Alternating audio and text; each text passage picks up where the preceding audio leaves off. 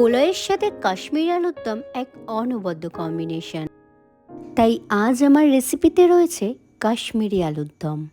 যেহেতু কাশ্মীরি আলুর দম তাই আলু তো থাকছেই, আর তার সাথে লাগবে টমেটো, আদা, লঙ্কা, মটরশুঁটি, চালমগজ আর কাজু বাদাম। প্রথমেই আলুটাকে ভালো করে তেলে ভেজে নেব। আলুটাকে লাল করে ভেজে নেব। টমেটো, কাঁচা লঙ্কা, আদা, চালমগজ, কাজু বাদাম সবগুলোকে ভালো করে পেস্ট করে নেব। আলু ভাজা হয়ে গেলে তেলের মধ্যে অল্প জিরে ফোড়ন দিয়ে বেটে রাখা মশলাগুলো দিয়ে দেব। তারপর তাতে স্বাদ মতো নুন, চিনি, হলুদ গুঁড়ো, কাশ্মীরি লঙ্কার গুঁড়ো আর একটু জিরে গুঁড়ো দিয়ে নেব। আর যদি মটরশুঁটি দিতে চাও সেটাও দিতে পারো। ভালো করে মশলাটা কষে গেলে তাতে আলুগুলো দিয়ে আবার একটু কষিয়ে নেব।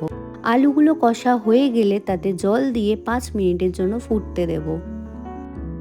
আলুগুলো সিদ্ধ হয়ে গেলেই রেডি আমাদের কাশ্মীরি আলুর দম।